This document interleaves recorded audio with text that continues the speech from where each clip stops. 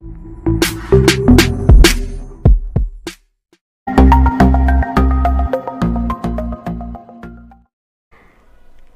నమస్కారం.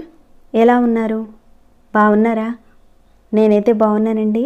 మీరందరూ కూడా అమ్మవారి ఆశీస్సులతో బాగుండాలని కోరుకుంటూ ఈరోజు ఒక మంచి వీడియోతో మీ ముందుకు వచ్చాను. ఈ మధ్యన చాలామంది అడుగుతున్నారండి, వివాహానికి సంబంధించిన సమస్యలు. మా వివాహం చాలా లేట్ అయిపోతుందండి, ఏదైనా రెమెడీ ఉంటే చెప్పండి అని అడుగుతున్నారు. ఎన్ని సంబంధాలు చూసినా వచ్చినట్టుగా వెళ్ళిపోతున్నాయి, ఆటంకాలు వస్తున్నాయి. వివాహ సంబంధాలు అనేటివి కుదరటం లేదు. ఇంకా నిశ్చితార్థం వరకు వచ్చి సంబంధం కుదరకు వెళ్ళిపోతున్నాయండి. అసలు అర్థం కావటం లేదు. ఎన్ని పూజలు చేసినా, ఎన్ని నోములు నోచినా, గుడికి వెళ్ళి ఎన్ని చేసినా కానీ మాకున్న సమస్య అనేది అలానే ఉంది. దానికని ఒక మంచి రెమెడీ ఉంటే చెప్పండి అని అడుగుతున్నారు. ఈ విషయం మీదనే ఈరోజు వీడియో ఉంటుందండి.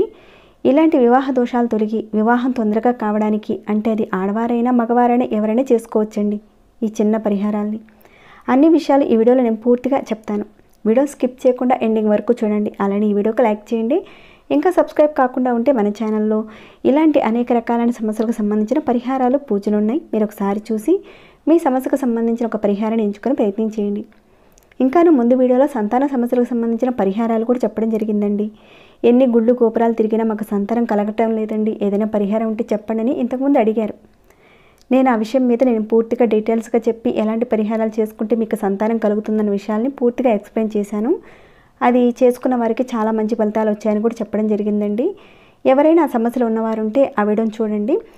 ఇంకా సంతాన సమస్యలు, ఇంకా వివాహ సమస్యలు, ఇలాంటి సమస్యలు ఉన్నవారు మీ చుట్టుపక్కల వారు ఎవరైనా ఉంటే కనుక ఈ వీడియోస్ని మీరు షేర్ చేయండి.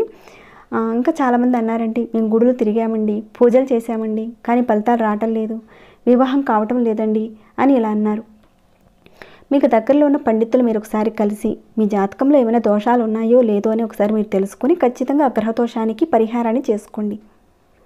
ఆ గ్రహానికి అధిపతి అయిన, అంటే అధిష్టాన దేవతలు ఎవరైతే ఉన్నారో వారికి నిత్యం మీరు పూజ చేసుకుంటూ ఉండండి. అలానే ఇక్కడ నేను ఒక 2 పరిహారాలు కూడా చెప్తాను. ముందు వీడియోలో కూడా నేను వివాహానికి సంబంధించిన పరిహారాలు కూడా చెప్పానండి. చూడని వారు ఎవరైనా ఉంటే మీరు ఒకసారి చూడొచ్చు. సరేనండి, ఇక ఈ పరిహారాల మాటకు వెళ్తాం మనం.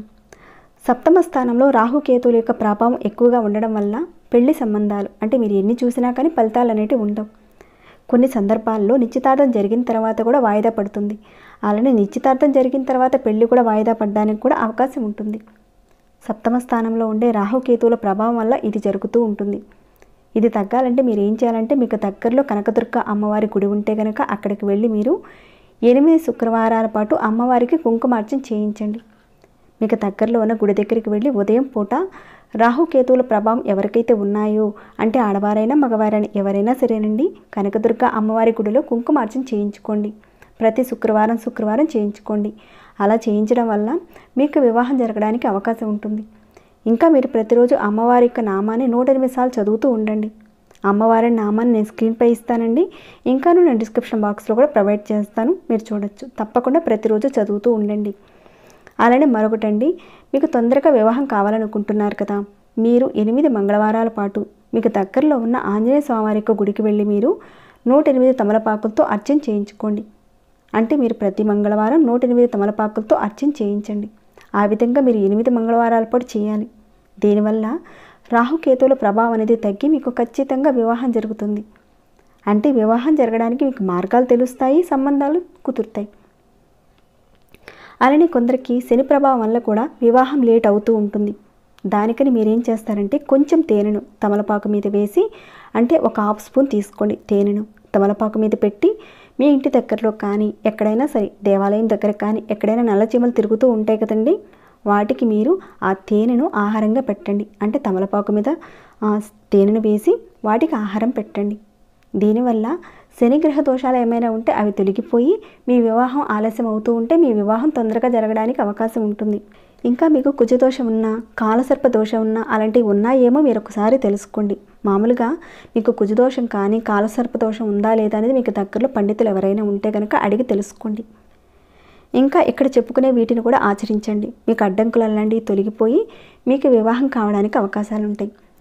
ఒకవేళ మేము చాలా విపరీతమైన ఇబ్బందులకు గురవుతున్నామండి అనేవారు ఎవరైనా ఉంటే, మీరు అన్నీ చేయించుకున్నామండి కానీ ఏది కూడా అవటం లేదండి అనేవారు మీరేం చేస్తారంటే, ఒకటేనండి, మీకు దగ్గరలో సుబ్రహ్మణ్య స్వామివారి యొక్క క్షేత్రం ఉంటే అక్కడికి వెళ్ళి కార్తికేయ హోమం చేయించుకోండి. మీ పేరుతో చేయించుకోండి.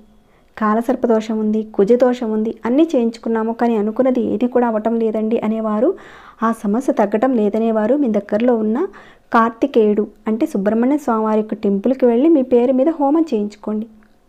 ఏదైతే మీకు వివాహం ఆలస్యమవుతుందో ఆ అడ్డంకులన్నీ కూడా తొలగిపోయి వివాహం తొందరగా కావడానికి అవకాశం ఉంటుంది. ఈ పరిహారాలు చేసి చూడండి. చేసిన మీకు ఫలితాలు రాకపోతే ఇప్పుడు చెప్పుకునే విధంగా హోమాలు అవన్నీ కూడా చేయించుకోండి.